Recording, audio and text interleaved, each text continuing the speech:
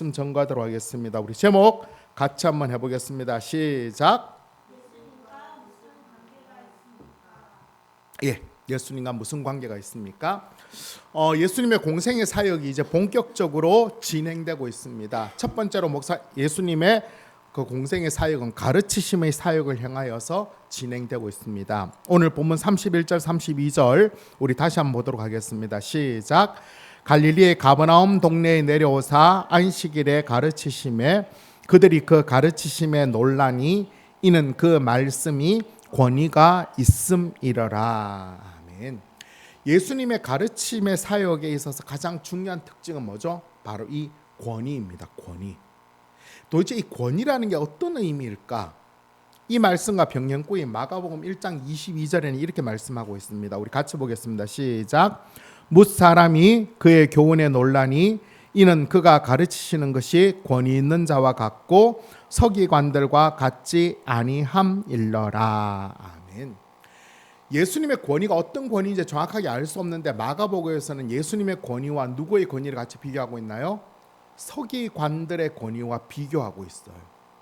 서기관들, 우리가 볼 때는 이렇게 서기관들이 별로 대수롭지 않게 여기지만 그때 당시의 서기관은 사실 굉장히 대단한 사람들이었어요. 그들의 가장 큰 주 업무는 율법을 해석하는 그리고 율법을 가르치는 것이고 가장 중요한 것은 성경을 필사하였습니다. 우리가 잘 아는데 그때는 인쇄술이 없었기 때문에 성경이 어떻게 다른 사람들에게 전달될 수 있는 방법은 하나씩 하나씩 보면서 쓰는 것밖에 없어요. 그 일을 서기관들이 했어요. 그리고 단순히 율법만 옮겨 쓰는 필사만 담당한 게 아니라 그 율법에 대한 가르침이 뭔지 그 율법에 대한 참된 의미가 뭔지를 나타내고 드러내는 일들을 한 것이었습니다. 그래서 성경에서는 자주 교법사, 율법학자, 율법사 이런 개념으로 많이 쓰여지고 있는 율법 박사였습니다. 서기관들은 주로 바리새파 사람들 중에서 좀 많이 배출이 되어졌던 것입니다. 이런 서기관들의 역할들이 굉장히 중요하고 굉장히 탁월했을 것 같은데 그런데 예수님께서는 이런 율법학자인 서기관들에 대해서 굉장히 분노하셨습니다. 어떻게 분노하셨는지 마태복음 23장 2절부터 5절까지 우리 같이 읽겠습니다. 시작. 서기관들과 바리새인들이 모세의 자리에 앉았으니 그러므로 무엇이든지 그들이 말하는 바는 행하고 지키되 그들이 하는 행위는 본받지 말라. 그들은 말만 하고 행하지 아니하며 또 무거운 짐을 묶어 사람의 어깨에 지우되 자기는 이것을 한 숟가락으로라도 움직이려 하지 아니하며 보이고자 하나니 곧 그 경문띠를 넓게 하여 웃수를 길게 하고. 예수님께서 서기관들과 그 바리새인들을 책망하시면서 먼저 그들은 모세의 자리에 앉았다라고 말씀하고 있어요. 이 모세의 자리라는 것은 쉽게 말하면 모세의 율법을 가르치는 율법 교사, 율법 박사로서 율법을 해석하고 가르치는 역할을 했다는 것입니다. 여기까지는 좋은데 그런데 이들이 율법을 가르치면서 뭐 했다는 거예요? 말만 하지 그 율법을 지키려고 하지 않았다는 것입니다. 그렇게 말씀을 하고 있죠. 그렇죠? 예수님께서 그들의 말하는 말은 듣는데 그거는 따라 하는데 그들이 하는 행위는 본받지 말라는 거예요. 왜? 아무것도 안 하니까. 그리고 또 어떤 책망을 하셨습니까? 무거운 짐, 그 무거운 짐을 백성들의 어깨에 지우고는 자기들은 숟가락으로도 그걸 안 들려고 한다는 거예요. 무슨 말이에요? 율법에 보면 사람들이 감당하기 어려운 일들이 되게 많잖아요. 그렇죠? 그것들을 법이요하면서 사람들이 이거 지켜야 됩니다라고 막 강요하고는 자기들은 그런 거에 대해서 전혀 무관하게 살고 있다는 거예요. 예수님께서는 이들이 하나님 말씀에 대하여서 탁월한 만큼 하나님 말씀을 지키고 노력하는 모습을 보이지 아니하고 오히려 그 율법을 사람들에게 짐으로만 이기는 부분에 대하여서 굉장히 책망하셨던 것입니다. 또 이들의 문제는 뭐죠? 모든 것을 사람에게 보이려고만 했어요. 사람에게 권위 있어 보이고 사람들에게 존경받고 사람들에게 인기 얻으려고 그들에게만 나타내려고 율법을 드러냈던 것입니다. 나아가서 마태복음 23장 쭉 이하에 보면 예수님께서 서기관들에 대해서 말씀하시면서 앞에 꼭 붙는 접두어가 있어요. 그게 뭐냐 하면 외식하는. 외식이라는 말은 다른 말로 표현하면 가면을 쓰는, 본래의 모습이 아닌 그냥 가르치는 자로서만 있으려고 하고 실제의 삶은 전혀 다르다는 것입니다.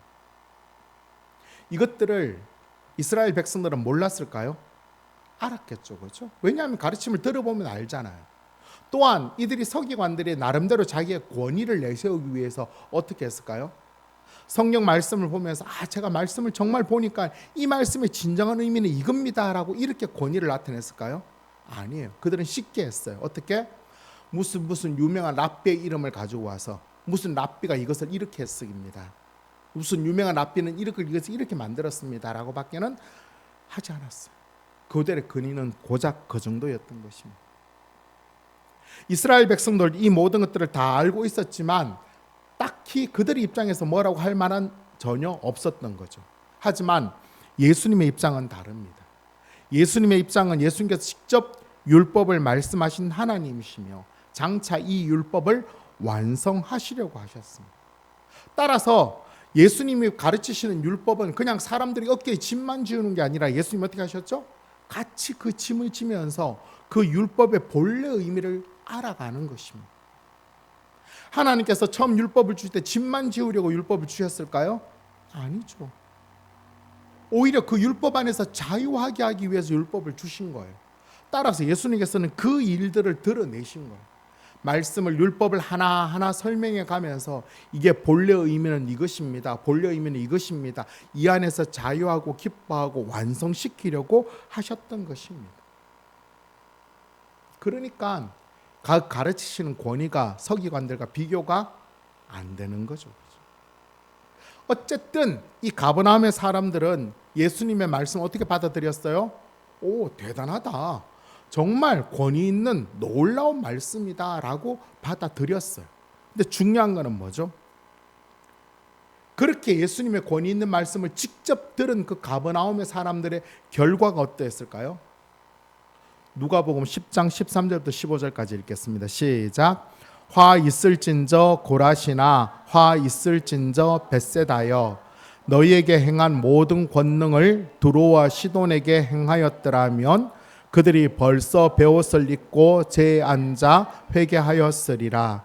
심판 때에 두로와 시돈이 너희보다 견디기 쉬우리라. 가버나움아 내가 하늘에까지 높아지겠느냐 음부에까지 낮아지리라. 예수님께서 권위 있는 말씀으로 그들에게 직접 가르치셨고 또 어떤 도시들보다도 가버나움에서 많은 이적을 행하셨어요. 또 많은 일들을 하셨던 것입니다. 그런데 그런 가버나움에 대해서 예수님께서는 굉장히 심한 말로 책망하시는 것입니다. 화 있을진저 고라시나 화 있을진저 벳세다야 하는 것은 가버나움 주위에 있는 여러 지역들을 지금 설명하고 있고 갈릴리 지역을 말씀하고 있는 것입니다. 너희에게 행한 기적을 두로와 시돈에서 행했으면 벌써 두로와 시돈 사람들이 회개했을 것이다. 이 두로와 시돈이 어디냐면 이방 지역인데 당시 우상의 가장 잘 섬기는 지역이었어요. 그런 지역에다라도 가버나움과 같은 그렇게 말씀을 가르치고 이적을 보였으면 회개했을 것이다. 그런데 너희는 뭐냐는 거예요. 어디까지 높아지겠느냐. 그들의 교만이 끝도 없이 가고 있다는 것입니다. 그러면서 그들은 뭐예요? 끊임없이 표적과 이적만 바라보면서 예수님을 믿었던 것입니다. 우리는 신앙생활하면서 우리의 신앙이 이런 가버나움과 같아지는 것을 정말 두려워해야 됩니다. 하나님의 말씀을 듣고 그 말씀에 가르친 대로 자기를 변화시키고 회개하여서 날마다 새롭게 해서 예수님을 닮아가는 게 목표가 되어져야 되는 거지. 그냥 우리의 귀만 즐겁게 하기 위해서 좋은 말씀이네, 도전이 되는 말씀이네, 기쁘네, 그냥 말만 하고 그냥 보는 데서만 그쳐지는 그런 신앙이 되어진다면 가버나움처럼 교만해져서 기형적인 신앙생활을 할 수밖에 없는 것입니다. 왜냐하면 하나님께서 원하시는 신앙생활이 그게 아니고 하나님께서 원하시는 하나님 말씀을 주신 이유가 그게 아니기 때문에 그래요. 하나님께서 우리들에게 왜 하나님 말씀을 주셨나요? 우리가 너무나 잘 알고 있는 디모데후서 3장 16절 10부터 18까지 17절 같이 읽겠습니다. 시작. 모든 성경은 하나님의 감동으로 된 것으로 교훈과 책망과 바르게 함과 의로 교육하기에 유익하니 이는 하나님의 사람으로 온전하게 하며 모든 선한 일을 행할 능력을 갖추게 하려 함이라. 아멘. 하나님 말씀을 주신 이유가 뭐라고요? 하나님 말씀을 통하여서 교훈을 받고 책망을 받고 바르게 하여지고 그렇게 해서 뭐 하고요? 하나님의 사람으로 온전하여지는 게 목표인 거예요.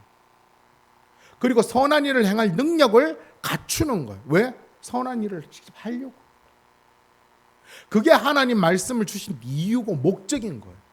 그런데 하나님의 놀라운 이 말씀을 듣고도 회개하지도 아니하고 교훈을 받지도 안 하고 돌이키지도 않고 오히려 기만 높아진다면 이런 신앙은 정말 가버나움과 같이 똑같이 책망받으면서 꾸중 듣는 신앙생활이 되고 말 따름인 것입니다.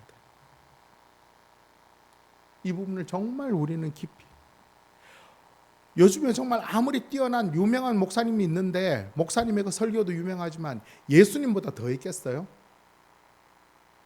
예수님의 그 권위 있는 말씀을 들어도 사람이 이 모양이에요. 그러면 요즘 같을 때 우리는 얼마나 더 긴장해야 될까요? 날마다 하나님 말씀 앞에 우리 자신을 똑바로 세워야 됩니다. 그 말씀을 들으면서 우리를 변화시키고 우리를 새롭게 하는 것입니다. 도대체 하나님의 선하시고 기뻐하신 뜻이 무엇인지를 항상 분별해내는 것입니다. 왜? 그렇게 살아가려고. 그렇게 내 삶을 변화시키려고. 그렇게 내 가치관을 바꾸려고. 그렇게 내 생각을 바꾸어 보려고. 그렇게 말씀 앞에 서야 되는 거예요. 그래야지만 우리가 제대로 신앙생활을 하는 거예요. 그렇지 않으면 어떻게 하죠? 계속해서 판단하고 계속해서 내가 원하는, 내가 복음을 만들어갈 따름이지 하나님의 말씀 앞에 서는 것은 결코 아닌 것입니다. 가버나움 사람들과 같이 더 이상 교만하여지지 아니하고 언제나 말씀 앞에 겸손한 자가 되어져서 하나님께서 원하시는 대로 그 말씀이 인도하는 대로 우리를 변화시켜 더욱 하나님 기뻐하시는 삶을 사는 그런 저와 여러분 되시기를 간절히 바랍니다. 아멘. 두 번째로 예수님의 첫 번째 공생의 사역은 가르치심이었죠. 그죠? 두 번째 예수님의 공생의 사역은 귀신을 쫓아내는 사역을 하셨습니다. 오늘 본문 33절에서 35절까지 우리 다시 한번 읽겠습니다. 시작.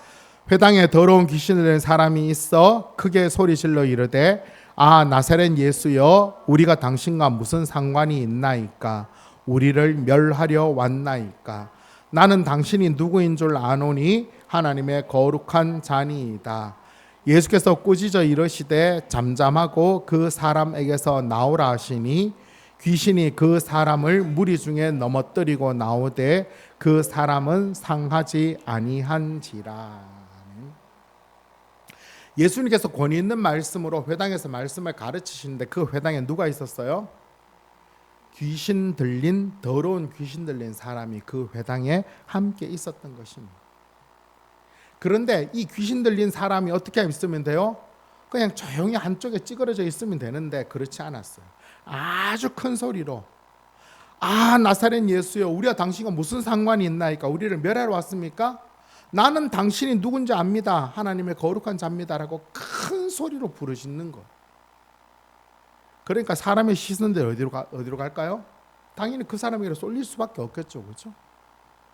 예수님의 권위 있는 말씀을 막 듣다가 저쪽 구퉁이에서 소리 크게 지르니까 사람들이 다 그쪽으로 보는 거예요. 그러자 예수님 어떻게 하셨어요? 그 귀신 들린 자를 꾸짖으시고 잠잠하고 그 사람에게서 나오라 명령하셨습니다. 그러자 그 귀신은 그 사람을 막 이렇게 세워서 사람 가운데 막 뛰어들게 하고는 자기는 그 귀신에게서 나왔던 것이에요. 귀신이 나오니까 그 사람이 온전해졌겠죠. 그렇죠? 그러니까 거기 모인 수많은 사람들이 이 상황을 지금 정리하는 것입니다. 어떻게? 정말 얼마나 권위 있는 말씀인지, 얼마나 능력 있는 말씀인지. 그냥 귀신에게 나오라 하니까 귀신이 그냥 나오는구나. 정말 대단한 일이다라고 하면서 그 소문이 점점점 퍼지게 되었다는 말씀입니다. 여기서 우린 두 가지를 살펴봐야 되는, 첫 번째는 귀신의 정체입니다. 귀신의 정체. 몇 가지 질문할 테니까 여러분이 잘 좀 대답해 보시기 바랍니다. 귀신은 있습니까? 없습니까? 귀신은 있습니다. 그것을 부인하면 안 됩니다. 그렇다면 귀신은 능력이 많습니까? 적습니까?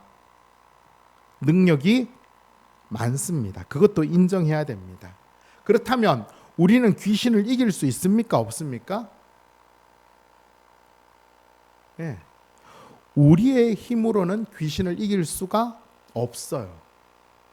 그렇다면 우리는 귀신을 결코 이길 수가 없을까요? 그렇지는 않습니다. 왜 그렇죠? 우리에게는 귀신을 이기신 예수님이 내 삶의 주인이기 때문에 그래요. 그러니까 예수님을 앞에 세우면 우리는 이겨낼 수가 있는 것입니다. 내 힘으로 이기려고 하거나 아니면 귀신의 존재 자체를 부정하려 보면 귀신과 싸움이 안 되는 거예요. 하지만 우리는 분명히 기억해야 됩니다. 귀신은 있고 귀신은 능력이 있고, 하지만 내 힘으로는 안 되지만 내 안에 계신 예수 그리스도의 능력을 힘입는다면 그 귀신과의 싸움에서 이길 수가 있다 없다? 있다.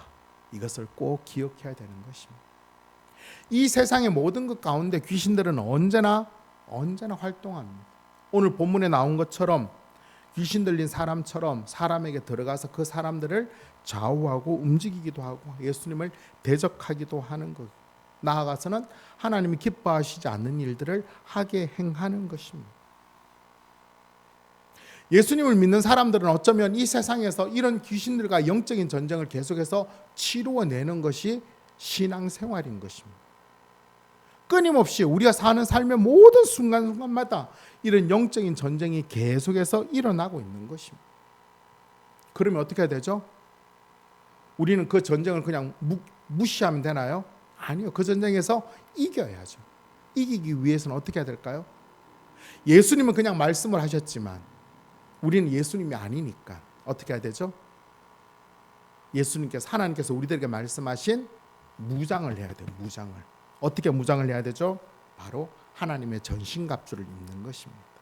우리 에베소서 6장 10절부터 18절까지 좀 길지만 우리 같이 읽겠습니다. 시작. 끝으로 너희가 주 안에서와 그의 힘의 능력으로 강건하여지고 마귀의 간결을 능히 대적하기 위하여 하나님의 전신갑주를 입어라. 우리의 씨름은 혈과 육을 상대하는 것이 아니요 통치자들과 권세들과 이 어둠의 세상 주관자들과 하늘에 있는 악의 영들을 상대함이라. 그러므로 하나님의 전신갑주를 취하라. 이는 악한 날에 너희가 능히 대적하고 모든 일을 행한 후에 서기 위함이라. 그런즉 서서 진리로 너희 허리띠를 띠고 의의 호신경을 붙이고 평안의 복음이 준비한 것으로 신을 신고 모든 것 위에 믿음의 방패를 가지고 이로써 능히 악한 자의 모든 불화살을 소멸하고 구원의 투구와 성령의 검 곧 하나님의 말씀을 가지라. 모든 기도와 간구를 하되 항상 성령 안에서 기도하고 여러 성도를 위하여 구하라. 아멘. 영적인 전쟁에서 귀신들과 사탄과의 영적인 전쟁에서 가장 먼저 생각해야 되는 것이 무엇이냐면 이 전쟁은 혈과 육의 전쟁이 아니라는 거예요. 이 말 어떤 거예요? 내가 돈을 좀 더 가지고 있다고, 내가 좀 더 지식이 뛰어나다고, 내가 좀 더 인기가 있다고, 내가 좀 더 건강하다고 해서 이 전쟁에 승리하는 것이 아니라는 거예요. 이 영적인 전쟁은 다른 무기가 필요하다는 거예요. 오직 기도와 간구로 하나님의 전신갑주를 입는 것입니다. 이건 전에 한번 우리가 설교를 한번 했죠, 그렇죠? 이 전신갑주에서 제일 중요한 건 뭐죠? 딴 거는 다 수비용 무기인데 하나님의 말씀만이 칼 공격형이에요. 계속 수비만 하다 보면 언젠가는 맞아 죽어요. 하지만 칼로 찌르면 몇 번 맞다가도 죽일 수 있는 거예요. 영적인 전쟁에서 우리가 승리할 수 있는 것은 성경 말씀밖에 없습니다. 기도와 하나님 말씀 우리를 날마다 단련하여서 새롭게 할 때 우리는 영적인 전쟁에서 승리할 수 있게 되는 것입니다. 이제 4월을 마치고 다시 또 5월을 시작합니다. 짧게라도 하나님 말씀이 늘 내 삶의 능력이 되어질 수 있도록 우리는 말씀에 집중합시다. 하루에 한 절을 봐도 좋고 두 절을 봐도 좋고 그 말씀 묵상하면서 그 말씀의 능력이 내 삶의 능력이 되도록 살아가는, 그래서 승리하는 그런 저와 여러분 될 수 있기를 간절히 바랍니다. 아멘. 또 한 가지 귀신들과에서 중요한 것은 귀신들과 예수님과의 관계입니다. 오늘 본문에 보면 귀신은 정말로 귀신같이 예수님이 누군지를 정확하게 알고 있어요. 그때까지만 해도 예수님이 누구인지를 아는 사람은 세례요한 한 명밖에 없었어요. 근데 이 세례요한은 이미 죽었죠, 그렇죠? 세례요한 한 명밖에는 예수님이 어떤 분인지 정확하게 알고 있는 사람이 없었는데 귀신들은 알고 있었어요. 당신은 하나님의 거룩한 자고 당신은 하나님의 아들입니다라고 당당하게 이야기해요. 대단해요, 안 대단해요? 대단하죠, 그죠? 근데 이것보다 더 대단한 일이 있어요. 성경 어디를 봐도 예수님을 이렇게 정확하게 아는 귀신이 예수님을 믿고 회개하고 예수님의 자녀가 되었다는 이야기가 없어요. 정말 대단한 일이죠. 왜 그럴까요? 귀신들과 예수님의 관계는 아는 관계에서 끝났기 때문에 그래요. 더 이상의 그 관계가 확장되어지지 않았다는 것입니다. 귀신들은 정확하게 예수님을 알았지만 예수님을 믿지 않았어요. 우리가 생각할 때 알면 그게 믿는 것이라고 생각하지만 그렇지 않아요. 아는 것과 믿는 것이 하나가 되어져야 되는 거죠. 예를 들면 제가 지금 배가 너무 고파요. 배가 고프면 어떻게 하면 돼요? 뭘? 먹으면 돼요. 먹으면 배가 부르다는 걸 알아요. 아는데 제가 안 먹어요. 그럼 배가 불러요, 안 불러요? 안 불러요. 목이 마를 때 물을 마시면 갈증을 해결할 수 있다는 걸 알아요. 하지만 물을 마시지 않으면 소용이 없어요. 마찬가지죠. 예수님을 믿으면 예수님이 어떤 분인지를 정확히 알고 그 예수님을 믿으면 구원받는다는 걸 알아요. 하지만 그 예수님을 믿지 않으면 구원을 못 받는 거예요. 예수님과 아무런 상관이 없는 것입니다. 그래서 바울 사도는 이 부분을 굉장히 강조하고 있습니다. 에베소 4장 13절에 볼까요? 같이 읽겠습니다. 시작. 우리가 다 하나님의 아들을 믿는 것과 아는 일에 하나가 되어 온전한 사람을 이루어 그리스도의 장성한 분량이 충만한 데까지 이르리니 이는 우리가 이제부터 어린아이가 되지 아니하며 사람의 속임수와 간사한 유혹에 빠져 온갖 교훈의 풍조에 밀려 요동하지 않게 하려 함이라. 믿는 것과 아는 것이 하나가 되어져서 장성한 분량까지 자라야 된다는 것. 왜? 그래야 세상의 간사한 유혹과 속임수와 교훈의 풍조에 밀려 요동하지 않는다는 걸. 믿는 것과 아는 것이 하나가 되어 성장하지 않으면 계속해서 세상에 놀아나는 거예요. 세상의 온갖 철학과 그리고 사회과학과 그리고 세상의 모든 학문들이 하나님 말씀을 대적하여서 그게 틀렸다라는 증거들을 내세우고 있어요. 그런 세상에서 우리가 하나님의 사람으로 온전히 살기 위해서는 예수 그리스도를 아는 것과 믿는 것에 하나를 이루어 더욱 온전한 사람이 되도록 힘을 기울이는 일밖에는 없는 것입니다. 그럴 때 비록 세상은 공중권세 잡은 자 사탄이 주도하려고 노력하고 있지만 세상의 주인이신 하나님의 그 권세로 말미암아 우리는 승리하며 나아갈 수 있는 것입니다.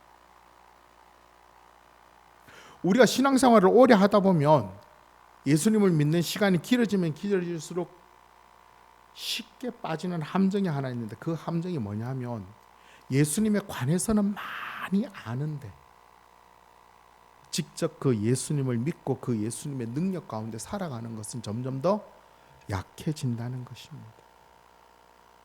예수님을 아는 데만 그쳐서는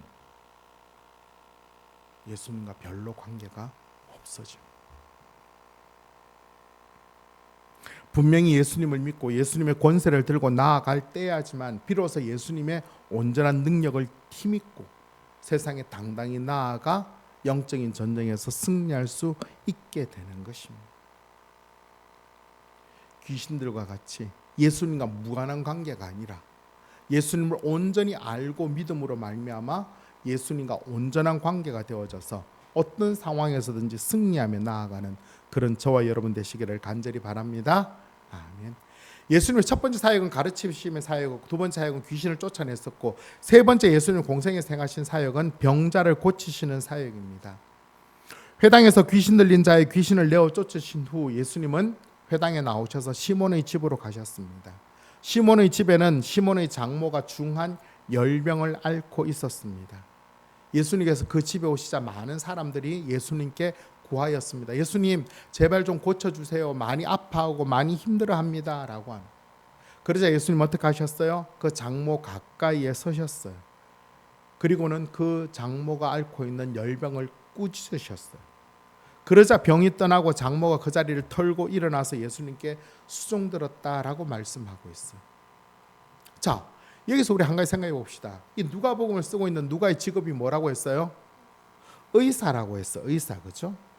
의사의 관점에서 이 시몬의 장모가 걸린 병이 열병이라고 하는 중한 열병이라고 지적하는 것은 정말 맞죠, 그죠? 의사니까 탁월하게 지겠죠, 그죠? 그런데 이 열병을 고치는 부분에 있어서 예수님께서 하신 치료 방법을 뭐라고 말씀하고 있나요? 열병을 꾸짖으셨다라고 말씀하고 있어요.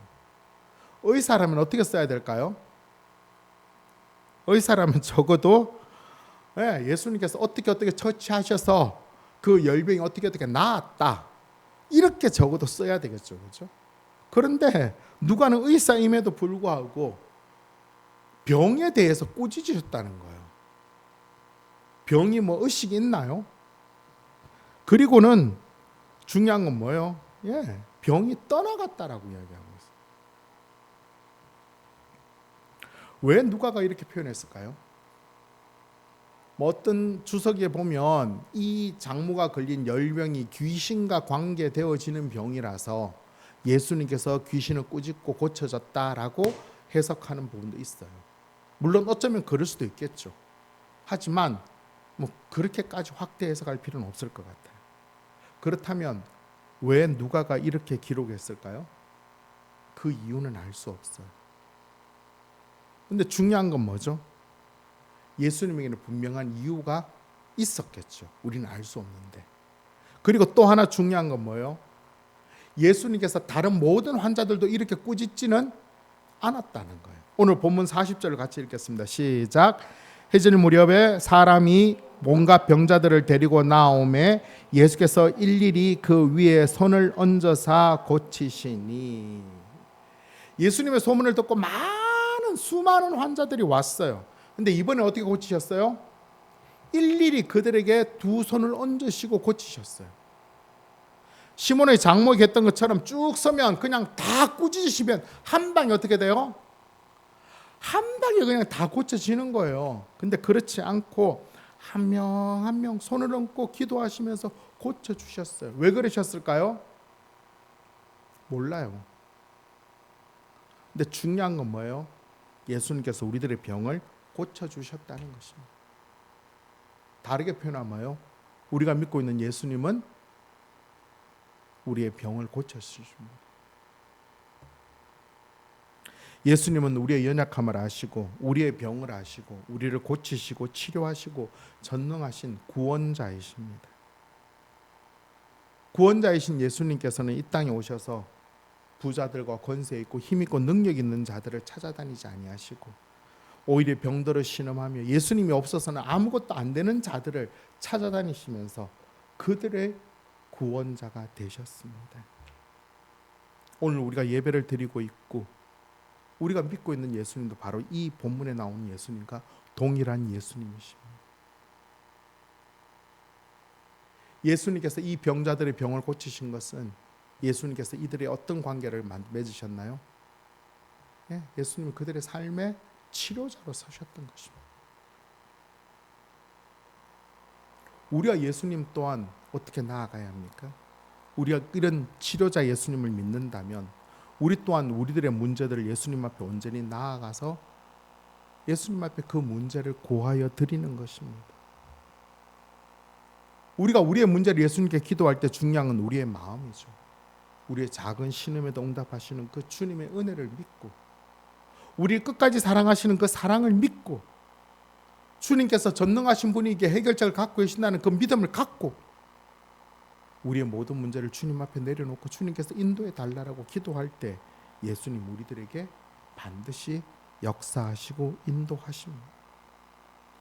예수님과 병자들의 관계는 예수님께서 그들의 치료자가 되셨습니다.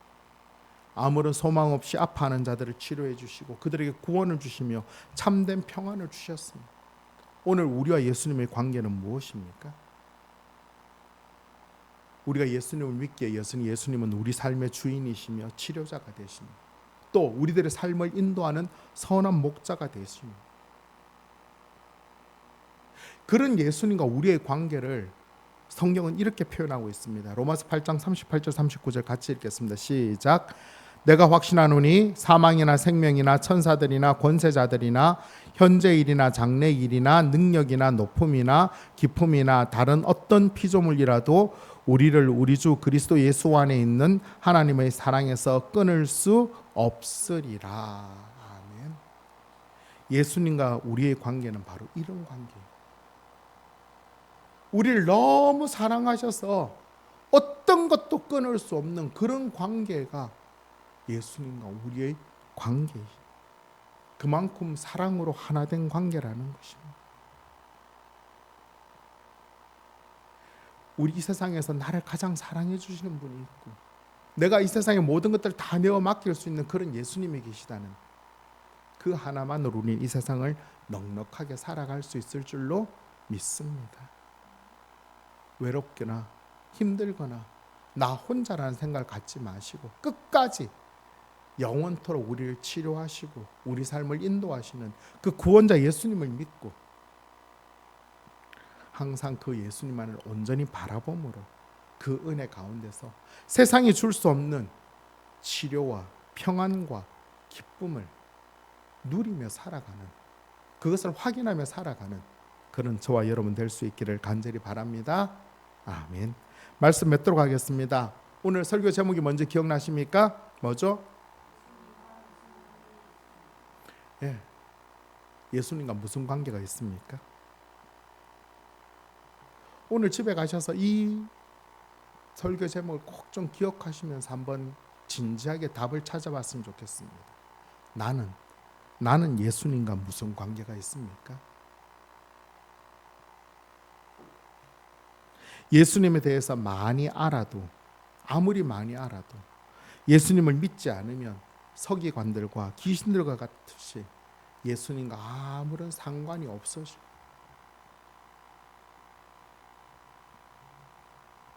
하지만 배우지 못했고 약하고 부족해도 예수님만을 믿고 있는 모습 그대로 나아가서 주님의 은혜와 자비를 구하면서 예수님께서 내 삶의 선한 목자가 되시며 구세주가 되시고 주님이심을 믿을 때 예수님과 우리의 관계는 하나가 되는 관계가 되는 거예요.